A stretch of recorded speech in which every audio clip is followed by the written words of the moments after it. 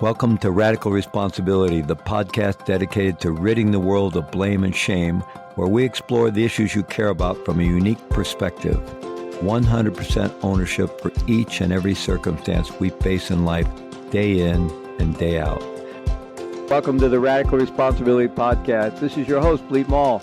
And today I'm having an extraordinary conversation with Jacob Liberman, Dr. Jacob Liberman, who went from being an optometrist to a spiritual teacher through his practice of optometry and his own spontaneous healing of his own vision, and then his ability to heal many other people of eyesight issues, actually evolved into understanding light as the essence of life. And really, at the most essential level, photons are at the very basics of the matrix of energy out of which we arise. So we are all essentially light beings.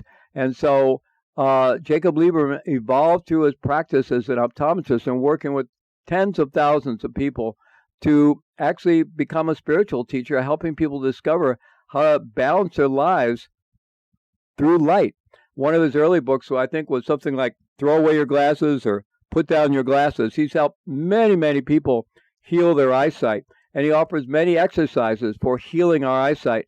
But he goes much further than that in terms of recognizing how light is always bringing to us the messages and the wisdom we need to guide our lives. We just need to pay attention and focus on that, attune to that. So Jacob Liberman, extraordinary. Welcome, Dr. Liberman. It's a pleasure to be with you, Fleet. Well, I've really been looking forward to this. I've become a big fan since getting into your book a while back, and it's becoming thumb worn, and I've got it on Audible too. So I'm listening to it. I've found it incredibly inspiring. So I've been looking forward to this conversation for a while. So I'm going to share a bit of your bio to familiarize our audience with your work, and then we'll jump right into the conversation. Okay? Terrific. All right. Dr. Jacob Israel Liberman is a pioneer in the fields of light, vision, and consciousness. The author of Luminous Life, How the Science of Light Unblocks the Art of Living, Light, Medicine of the Future, Take Off Your Glasses and See, and Wisdom from an Empty Mind. Originally trained as an optometrist and vision scientist, his life changed in 1976 after miraculous healing of his own eyesight, leading him to a deeper understanding of light and the science of life. Having helped countless individuals recover their eyesight, he began to understand the words of Jonathan Swift: real vision is the ability to see the invisible. Dr. Liberman earned a doctorate in optometry from Southern College of Optometry, a PhD in vision science from the College of Syntonic Optometry, and was awarded an honorary doctorate of science from the Open International University for Contemporary Medicines. He is the past president of the College of Syntonic Optometry and the International Society for the Study of Subtle Energies and Energy Medicine, and a fellow emeritus of the American Academy of Optometry, College of Syntonic Optometry, College of Optometrist and Vision Development, and International Academy of Color Sciences. A recipient of the H.R. Spittler Award for his groundbreaking contributions to the field of phototherapy, Dr. Liberman is the inventor of the Visflex, if I'm pronouncing that correctly, color receptivity trainer, spectral receptivity systems 1, 2, and 3, and iPort vision training systems. The first FDA-cleared medical device that significantly improves overall visual performance. He is on the board of directors of the International Light Association and NeuroHealth SBC, working together with other distinguished experts to develop an informational platform for documenting integrative medicine. So quite a career. And I find it fascinating. You know, we're having a conversation today on the day of our summit focused on spirituality and consciousness. And I'm talking to an optometrist. I find that really fascinating, and that I'm sure actually the story, which I've read in your book about how you ended up becoming an optometrist, why you pulled over at the School of Optometry and enrolled there, has some spiritual underpinnings itself. So I'm sure in some ways, you've probably always been a seeker. There's been many contributions, but on some level, your spiritual path and now your path as a spiritual guide and teacher really arose out of the science of optometry, which is kind of unique. So I'm really looking forward to exploring that. So just to set, the setting for our conversation here today, we're focused on spirituality and consciousness, and that could really cover the territory anywhere from spiritual well-being to the highest possibilities of spiritual evolution, liberation, however we might want to describe that, our highest possibilities as human beings. And in terms of the spiritual dimension in the clinical literature, the medical literature, psychological literature, we often talk about that in terms of a sense of deeply felt connectedness with ourselves, with others, and with some greater dimension of life that gives our life meaning and purpose. And then it is very much that sense of having meaning and purpose in life. And when we lose that sense of connectedness or feel alienated on any of those levels or lose that sense of meaning and purpose in life, we experience what's called spiritual distress. So there's that kind of level. And then, of course, there's all the ways in which human beings throughout history, across all cultures, have been approaching just realizing who are we and what are we doing here and what's this all about? And then recognizing, certain possibilities of maybe higher evolutionary abilities of ways of being more deeply connected and more living from a place of universal love and so forth. So that's kind of the domain today, and we can really go anywhere we want with that. But I'd really like you to start with, kind of how your path began. Maybe set the stage for us a little bit, and then I really want to explore your focus on light and the science of light, because I just think it informs so much about our spiritual journey. But why don't you set the stage for us a little bit with your life and your path? I think very often getting on the path, if you will, is related to something that allows us to see that we haven't been on the path or that we've gotten off track a little bit. And that often occurs with some event or experience that you could say is traumatic. I always have found it interesting that we have forgotten that perturbance is the catalyst for evolvement. That in all systems, whether it's biological systems, chemical systems, in the field of physics, it doesn't make any difference. Prior to a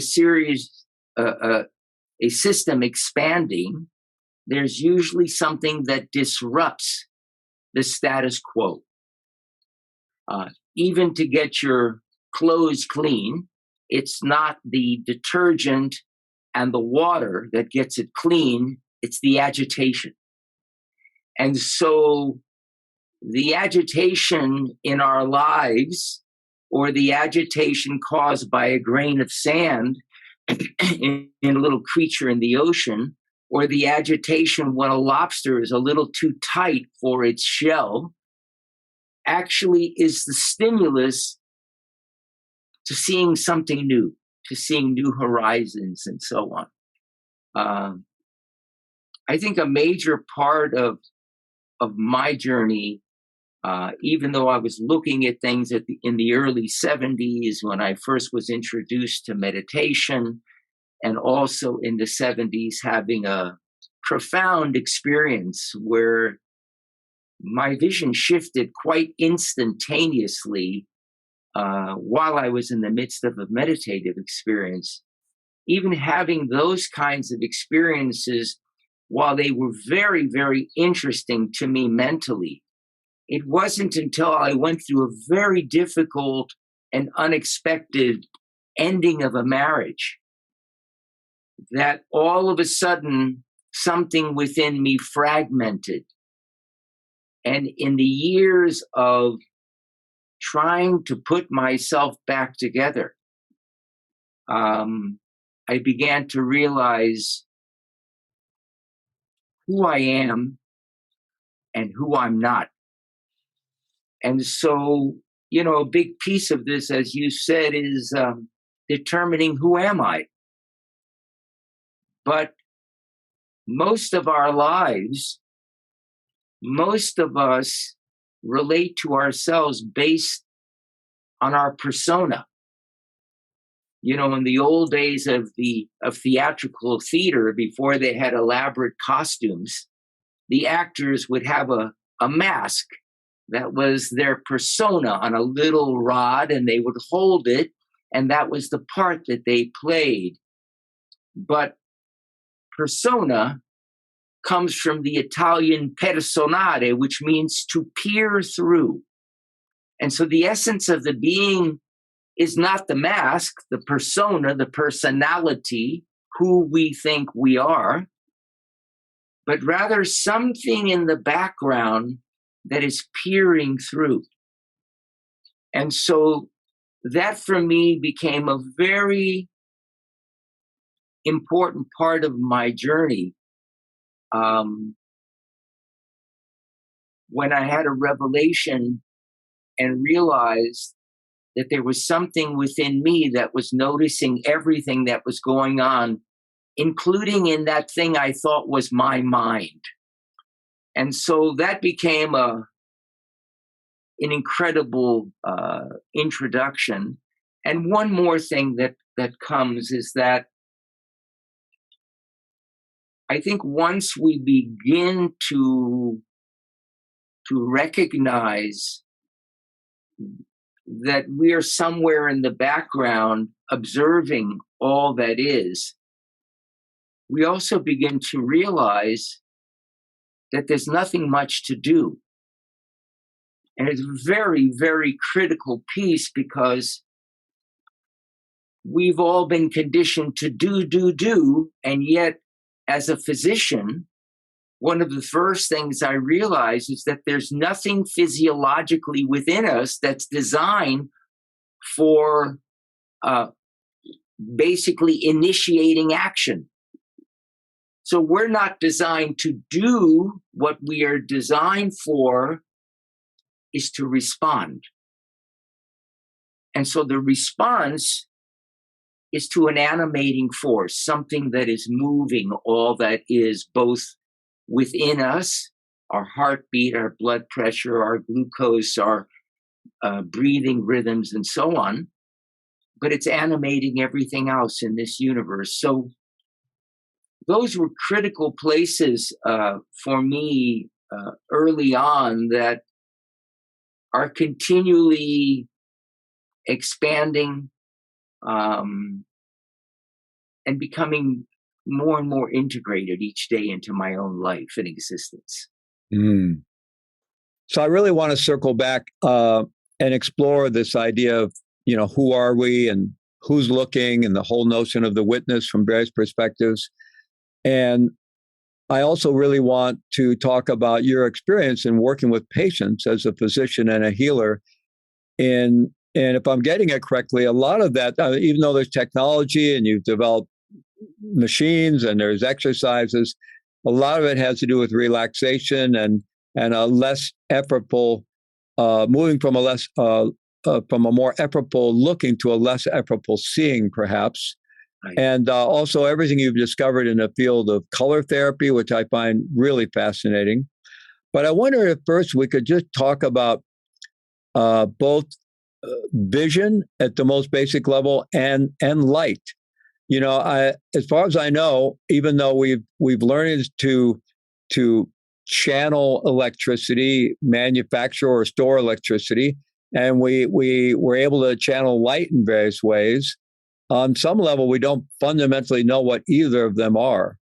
But I know you take it down to really an essential level in your book in terms of what light is, and how perhaps it is the most essential thing we know within energy and matter, and then how we are such visual beings and how we are so informed and energized by light to begin with. So I wonder if you could talk about that area a little bit, kind of to set the ground. So what are we really talking about here in terms of, as human beings, the importance of light and vision? if you look at things from a biblical perspective, the Bible speaks about a creative force called God that is omnipotent, omniscient, and omnipresent. And then it says that God is light. It says in the beginning, let there be light. But then it says on the fourth day, God created the sun, moon, and stars. Two different sorts of light, a light of creation and a light that gives us the experience of brightness, if you will. If you look at the writings in consciousness, light is also referred to routinely in those writings, almost synonymous with consciousness, the light of consciousness. And then, of course, if you look at the field of quantum physics, which is the most exact theory ever developed, over 50% of all the technology on the planet is based on quantum mechanics. So it's a very, very accurate field. And it basically states that the ground of reality, the energy from which everything arises, is something called light. And so for me, light and life are energy in two states of existence. One is formless, light, and the other is the formed expression that we call life. One of the things that I came to realize early on is we're all busy looking for what we want in life and missing what's looking for us. And what I realize is not the eye looking for the light, it's the light looking for the eye. And this is from where the expression comes, it caught my eye. That it is the light, the godliness, the consciousness, the ground of reality. And why is it catching our eye? Because when light interacts with the eye reflexively moves toward it. And that instance of alignment is presence. There isn't someone being present. There just is presence. And in that moment, my sense is that there's a transmission or a guidance. Sometimes we call it intuition, but it's actually light, which is totally invisible, interacting with the 100 trillion cells of our body, guiding each of them into what to do, when to do it, and to what degree, so that one, we are in alignment or resonance or at one with the cosmos, and two, you might say it lays out for us the next step of our journey, the next thing that is calling for our presence, or what we often call attention. So light and vision are inseparable, absolutely inseparable. And so for me, that whole piece is so important, because as I became aware of these things occurring within my life, I started noticing that I became continually more aware of their presence. Initially, I'd have an experience, and sometime later, I'd have an aha moment. Oh, wow, that's why that occurred. I had an awareness about the experience, but awareness becomes finer and finer, and the lag time between an experience and the awareness reduces and reduces. And sometimes we have, as Ram Dass used to say, a be here now moment. Awareness and experience are coincident.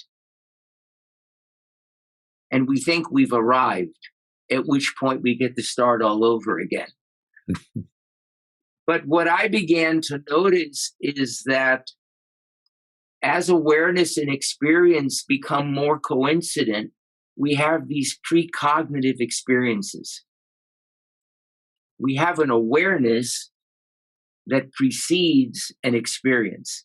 And every parent who's had a feeling about their child picked up the phone to call them, and the child says, "Oh, mommy," or "Oh, daddy, I was just thinking about you," knows exactly what it is that I'm speaking about there. Well, in my own practice, way back in the late 70s and 80s, I would notice what was guiding me, what was coming not from me, but to me. And so when I was with patients, I would let that guidance guide me in terms of what I might suggest to them.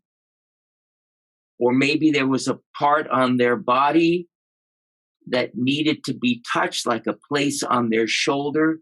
And sometimes when that connection was made, their vision would just open up.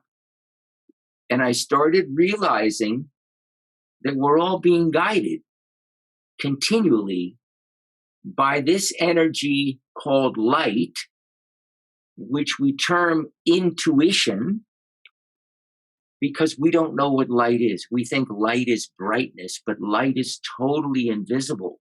And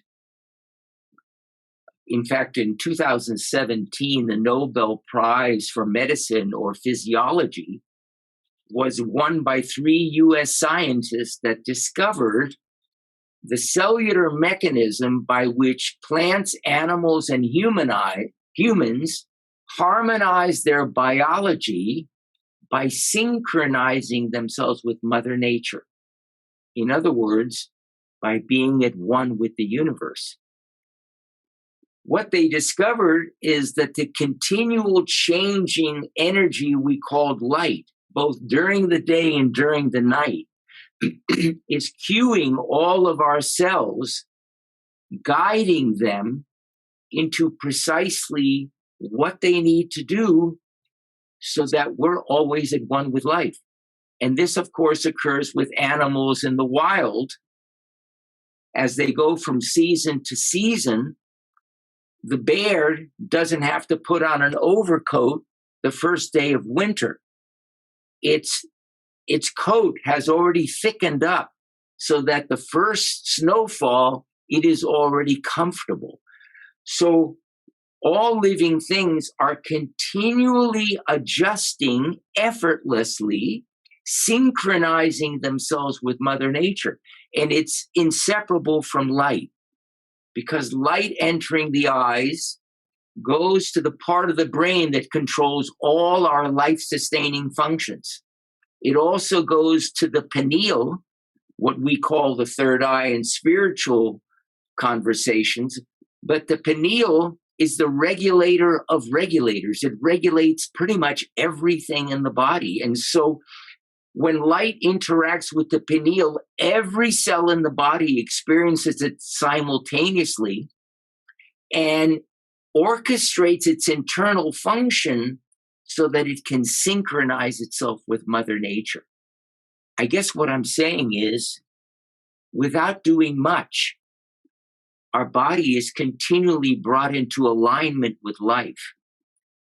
It is so much of our doing that actually at times interferes with what occurs naturally.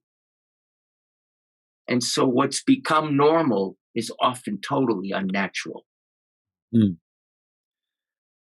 I'd like to explore a little bit further, Dr. Lieberman, this the idea of kind of visual light, or what you term brightness. What the sun comes up, we can see, right, objects and so forth. And at night, it can be very dark if there's no moon, or we're inside somewhere and the lights are all off. And so there's that kind of visual light or brightness. There's also the light coming through our eyes that we all notice, right. That when that expression, well, I don't know if that really works. The lights are on but nobody's home. It's really more like there's somebody home, but the lights are not on. It's just, somebody just said that opaqueness, right? They don't seem to be very present. But when someone's very present, you just feel that. You see the light in their eyes, right? Right. Or if we get animated, you see more light in the eyes, right? Absolutely. And then we know from various meditative traditions, even if you close your eyes or wear a complete blindfold or you're in a very dark room or doing dark retreat, there's still awareness. Right. There's still awareness. And actually, once you settle into that, what appears to be darkness initially is still kind of a chaotic pixelation of light and dark, and even the color spectrum can arise. Right. So there's light that is awareness, like the consciousness is always aware regardless of visual light. And then there's a visual light, both external and internal. So could you talk a little bit about the relationality between all those, how that works? And maybe even just also maybe tying into that, what you spoke of before, being in that balance, like the way all animals are with Mother Nature, the importance of circadian rhythms. Like if we're not getting that early morning visual light coming into our eyes, it doesn't get us in the right rhythm with life. So I don't know, it's a lot of territory, but maybe see where you'd like to go with that. The first thing is to realize that every physiological function is light dependent. Everything. Only 25% of the light entering the eyes is for the process of eyesight and vision.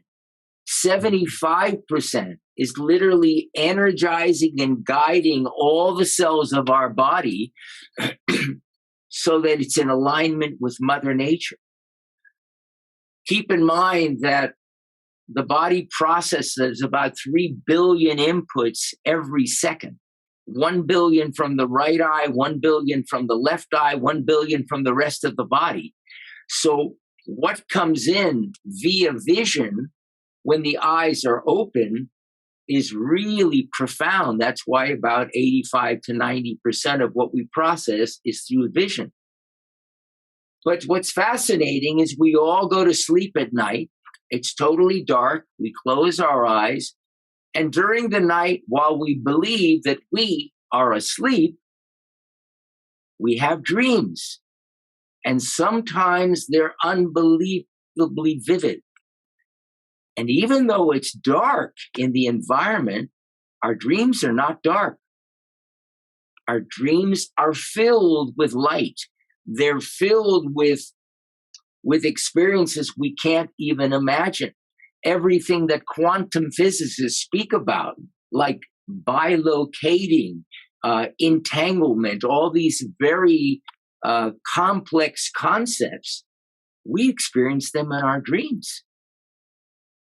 We just experience ourselves being from one place to the next.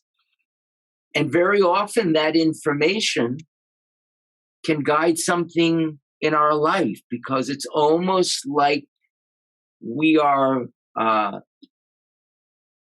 only in touch, but inseparable with, in that moment, from the unconscious, from what physicists call non-local consciousness, that from where all the directives are arising. So we need that light during the day, not only to synchronize our physiology with Mother Nature's, because as you know in life, timing is everything. Now we think about that in terms of external events, but our physiology has to be absolutely precise. If all of a sudden something is causing us to have to run, our physiology has to respond instantaneously. In fact, it's not even a response. It's almost like the physiology and that which is guiding it are one thing. And so the timing of our body's rhythms are inseparable from light and the guidance provided by light. And it's also inseparable from our spiritual awakening as well. We often say seeing the light. And it's really just about having revelations about things that used to sound philosophical, but you realize that they're actually actual, that is in fact the way things move. We have been trained to think about everything, to think ahead. And so we are continually doing an internal rehearsal of what do I have to do? What do I have to ask? What do I have to be in order to get the good grades, to be successful, whatever it is that we call it. But in the process of all that rehearsal, we often, what is obscure to us is what is coming to us rather than from us. And so that is perhaps one of the most profound discoveries of my own life and existence, is how life is actually living me. And that when I begin to experiment with just allowing that process, I'm continually brought to tears with humility, because it's like, oh my God, this is just miraculous. Just like we're having this conversation, neither one of us knew exactly what we were going to speak about. Probably for the last 40 years, when I've been asked to speak somewhere, I don't prepare anything. In fact, I find it almost impossible to try to prepare, even though when the mind says, oh, you really need to get that together, this is a scientific audience and so on. Some way or another, it flows by itself. And there's a profoundness in that. And once there is an awareness of that, life can have a very profound shift. It isn't that we're going to get things our way, or we're never going to get sick again, or we're always going to have all the money we need. It's nothing to do with that. It's just the simplest little aspects of life just bring that twinkle to our eye that you spoke about, where light is actually being emitted from the eyes rather than just received. I find myself, this is such a very deep, profound, and subtle subject to explore. I find myself kind of wanting to pull back and forth between the ineffable and the practical. And so I'm gonna come back to the practical for just a moment, because I really want to, just find my own access as well for our audience here. So the sun is a major source of light, energy, radiation in our particular solar system, and for us here on Earth. And so one sort of spiritual strategy that's been found in all human traditions, one is fasting, because when we eat less, the body seems to be a more sensitive receptor, which not so caught up in the mechanics of digestion, I suppose, which requires a lot of energy. But then also being outside with a lot of skin exposure, even naked, so exposing all the skin surface to the sun's rays, to that light. So apart from the light that enters through the eyes specifically, and is received through all those receptors, we absorb light through the skin as well. And Absolutely. And that's been known to have profound effects for healing and kind of reharmonizing the whole body. So I wonder if you could talk about light on that level a little bit for a moment. Sure. Living in Maui, Hawaii, I'm out in the sun a lot. In fact, our home is almost entirely windows. Getting outside is important because so often our environments are visually confined. Mm-hmm. We're looking at a monitor, we're looking at a book, we're looking at a wall. But when you get outside, the vista opens up. And so the confinement recedes, and the light can get in, both in the eyes as well as the body. What I suggest to my own clients is to get outside, and if possible, lay with minimal clothing. Begin with 1 minute on your back and 1 minute on your stomach. and every day increased by a minute on each side to about 20 minutes a day without sunscreens.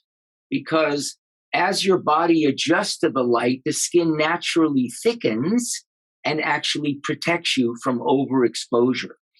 So getting outside and just allowing the body to receive light has a very, very profound effect. There is a science that I've been involved in for many years that has just hit the mainstream in the last 3 or 4 years. It's called photobiomodulation. It's the impact of light in modulating our biology. About 50% of the sun's light is in the red and near infrared portion of the spectrum, which is what we receive in the morning up to a great degree and toward dusk again. That light literally jumpstarts the engine of our cells, the mitochondria, and causes it to increase a vast amount of energy production, the energy that our cells use to literally run every facet of their functioning, not only in terms of our physiology and metabolism, but cell reproduction, DNA reproduction, repair, and so on. So by getting in the morning light, even for a short period of time, you literally energize all the cells of your body to actually begin to self-heal themselves. And why is that important? This science right now is being used to treat everything from pain and inflammation to macular degeneration, glaucoma, dry eye, retinal diseases, Parkinson's, Alzheimer's, and so on. Realize that the major diseases of the culture, cancer, heart disease, obesity, diabetes, Alzheimer's, macular degeneration, are all inseparably connected from light deficit. We are deprived of light. And so why do we know that? Because the vitamin D levels of those individuals is usually very low because they spend no time outdoors. So when we spend time outdoors, our vitamin D levels rise, and so the incidence of all those disorders reduces significantly.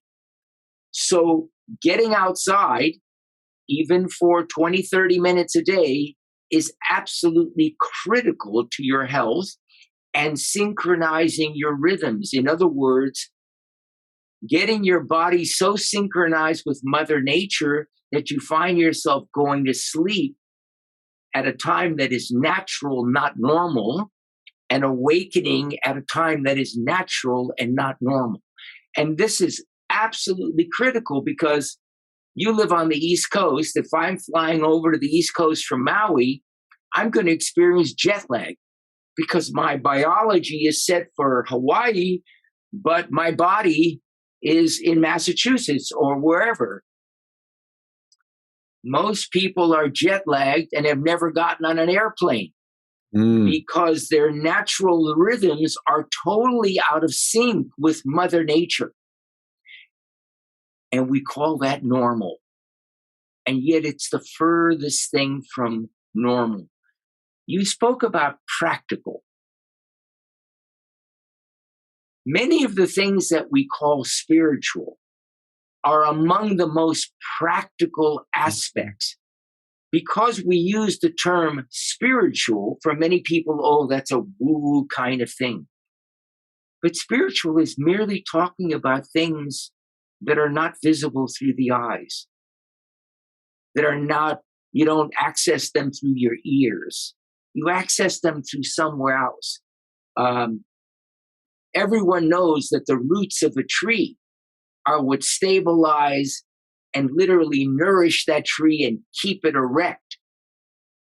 But unless we dig up the roots, we're not even aware that 3/4 of the tree is under the ground. A huge amount of our humanity are roots that are invisible to the eye, but they are continually guiding us and leading our journey. And that is the most exciting piece of what you might call the spiritual journey, is how inseparable it is from our health, our wellness, and perhaps most important, our level of daily contentment. Mm. Well, fascinating what you were talking about with cellular biology and what we're knowing about really the root of all these chronic illnesses that we're beset with, and the whole process of aging altogether. And I know there's a lot of research going on around the epigenetic effects that control, with aging, that the mitochondria are not producing energy the way they were at the cellular level. And so I know there's stem cell research going on that could sort of try to reset that clock, or perhaps sunbathing, a very traditional form, is a more natural way to reset that and to keep that healthy production of energy, which is really, I think, all those illnesses, those chronic illnesses you're speaking to, in some ways have to do with a loss of energy, a loss of vitality, right? Yeah, but you're hitting upon something that's absolutely critical, because 90% of disease starts off as dis-ease. Mm-hmm. It's something we call stress. Well, what is stress? Stress is when we encounter something in life that we're allergic to, something that triggers some sort of psychophysiological reaction within us that diminishes our energy. It steals our energy. In fact, the mitochondria are significantly impacted by stress. What are the stresses of life? The stresses of life have so much to do with our conditioning, and the fact that so much of our life is about who we think we are rather than who we actually are. I mean, an infant comes into the world, and once it comes out of its mother's womb and we realize it's healthy, we immediately wrap it up in a blue or a pink blanket. Well, immediately you have a gender and you're given a name in relation to that, and on and on and on and on and on. And all that conditioning gives us an illusion of who we are. Mm-hmm. But is that who we actually are? And today we're very, very much aware of this gender identity, because God knows if you don't fit into the blue blanket or the pink blanket, your life is filled with distress at an incredibly high level. And so much of what is conditioned within us, which is to make things happen when they're not quite ready, or to hold on to things when they are ready. So much of our life is a pushing and a pulling, which is totally abnormal. And so why this is so unique to me is that in the late 70s, I started asking people what colors they liked and they disliked, because all the books that were dealing with light and the use of color as a therapeutic tool said, oh, red is excitatory, blue is sedative, Well, I didn't find that that's what was going on with my clients and patients at the time. And so first I started asking them, and I noticed they would have significant responses to colors that they didn't really like. And then I started to monitor their physiology, and I realized that when they viewed colors or imagined colors that they were comfortable with, something in their system went, and just relaxed. But when they thought about a color or viewed a color that for whatever reason they were uncomfortable with, their physiology reacted as if they had a stress reaction. And so I've been using color as a vibration that allows someone to notice just how they respond to each of the colors of the light spectrum. Why is that important? Because all matter is frozen light. In other words, what we call life is just a formed expression of this energy of light. And so how we respond to the different portions of the light spectrum reflects how we respond to different experiences in our life, specifically the experiences that create ease, as well as those that create dis-ease. And so one of the things that's been really exciting to me for the last 40, 45 years is utilizing color to assist people in very gently noticing when they first encounter stressors that create some sort of lack of ease, and to respect that guidance so that they gradually desensitize from many of the stressors in life. In other words, I try to assist them in becoming comfortable with what used to feel uncomfortable. And when that happens, we can breathe much easier. And why that is so incredible is when we're breathing easily, the mind is usually quiet. When the mind is active, the breathing is constricted. So I found these things to all be inseparable from our entire being, our way of living, what stresses us, what creates the diseases, and so on. Well, I found that fascinating in your book, talking about your discoveries in color therapy and taking this homeopathic approach, where when discovering what colors we had some discomfort with and possibly stress-inducing and so forth, or a kind of allergy, that by titrating small exposure, eventually that would heal that so we can expand our spectrum and be comfortable with the full spectrum of life. And then you would see people's lives actually open up psychologically, emotionally, spiritually. I found that absolutely fascinating. And as well, that you described that if you take any particular element, the elements that make up the physical world that we know of, uranium, one that we've all hear about because of nuclear energy, but all the different elements and gases and so forth, you excite them, they emit their unique color spectrum, just like our fingerprint. Right.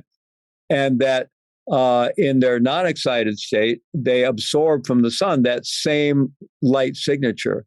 And thus you talked about the real law of attraction is that we are continually in this mode of kind of,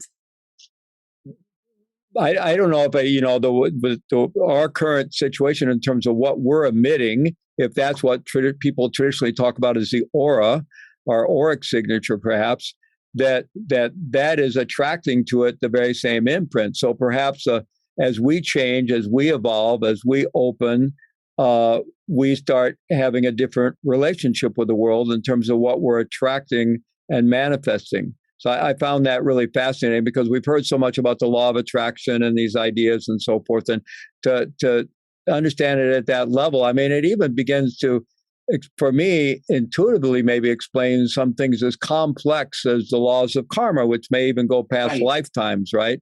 That really you're at this level that it's beginning to kind of see how that actually functions, not this mysterious thing like somebody up there is keeping the accounting books, on our karma, but actually life functions its way at the most essential level. But something, it's all working for us. Mm-hmm. Even when you think of the karma and so on, when our system attracts to itself a mirror image of what it is giving off, literally our life becomes a perfect homeopathic remedy for our constitution. Mm-hmm. And our constitution is only the current state of evolution of our lineage, of the tens of millions of years that have preceded us. And so we are continually emitting the fullness of our present state, which includes everything that has preceded us. And it brings that in order to fine-tune awareness. That is what triggers, for me, evolution or transformation, as we call it. It's the shit that makes the flowers grow. That part of life that we say, But when we're able to notice the beneficial effect of that, then rather than hindsight being 2020, we start experiencing foresight as being 2020. Rather than noticing things after the fact, we begin to be so tuned in on some level that we're able to just be guided away from things. And so, when you mentioned titrating with small amounts of color, what I notice is that if I say to someone, as you visualize this color, what do you notice about your breathing? And so they say, well, it becomes a little shallower, but I can still keep breathing because we're so trained to just do it, just get through it, just push forward. My work is so very, very different. The moment you notice the slightest hesitation, take off the glasses. In other words, become so sensitive to that guiding light that we don't have to fall down and trip. And so I noticed that when we respect that guidance at the subtlest level, it then expands for us and expands for us. And it's so fascinating for me to have worked with many, many thousands of people over the years. And all of a sudden, as they become more and more comfortable with full spectrum light, their life becomes a full spectrum life. There is so much more that they become aware of than they were aware before, both in those things that we call visible and those things that are not visible via the eyes, but are incredibly clear to us. Mm. I don't know if you saw I'm sure you probably did, some of the photographs from the latest telescope that has been put out there, and seeing 13 billion years based on the speed of light into the origins of the universe, and from the perspective of a self, the vastness of the universe can feel pretty impersonal. On the other hand, if we are inseparable from all of that, then perhaps it does feel there's a benevolence on a vast scale. And you were kind of pointing at that this is for us, that there's some kind of inherent benevolence within life. And so it's one. We're at the end of our time here, but just a final question. Some of the great non-dual spiritual traditions and yogic traditions, when they talk about the nature of mind, the nature of consciousness, they often talk about having these three qualities. One, that it is empty of any kind of inherent self that anyone could find.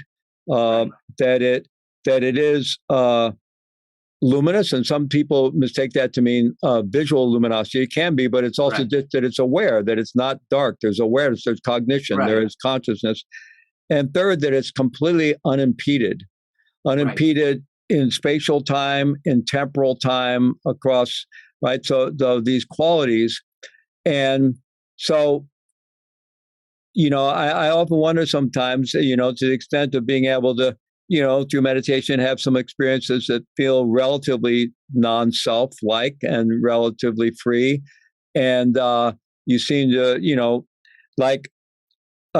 I guess the question is, that you talk about the unconscious mind or that witness that is witnessing, whether, okay, I'm kind of touching in with that aspect of my own being, or is that just the universal of all of our being? In other words, is this light you're talking about actually self-aware?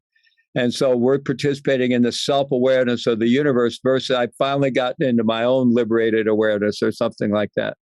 I'm just curious about your maybe some final thoughts on that. I think someone once said, no one is free until everyone is free. Mm-hmm. My sense is that we often confuse consciousness as something individual. Mm-hmm. For me, I use the term pure awareness, which for me is just about a noticing from no point of view. Mm. And my sense is that when the drop that we call ourselves falls into the ocean, the drop doesn't exist anymore. What exists is an ocean of awareness, call it consciousness or pure awareness, that is common to you, to me, to all the plants, all the creatures, all living things. The universe itself is this field of awareness that has no desire. As the great saint, the third Zen patriarch said, the great way is not difficult for those who have no preferences. When love and hate are both absent, everything is clear and undisguised. What was being discussed is that awareness from no point of view. It's non-dual. It is just noticing, and it notices everything all the time. It is everywhere. It is exactly what the biblical traditions described as godliness. And so our essence is that which cannot be described. I think if we are graced enough to find ourselves disappearing into that space, we notice that not only is the seeing from no point of view, but there is nothing spiritual and there's nothing practical. There just is an isness. It's not a world or an experience of problems and solutions. It just is. And that's happening continually. I'm really grateful for our time today. Me too. Dr. Jacob Liberman, right? I'm feeling left with a kind of aura of the benevolence of what is and what just is. So beautiful. Really enjoyed our interview, and thank you so much. You are so welcome. I encourage everyone to check out this amazing book that dropped into my life, and I became immediately enthralled with just the title. I'm a bit of a bookophile, so I see books, I'm like, but the title just drew me in, and I've already read it twice, and I'm still exploring. So thank you so much. My pleasure. Be well.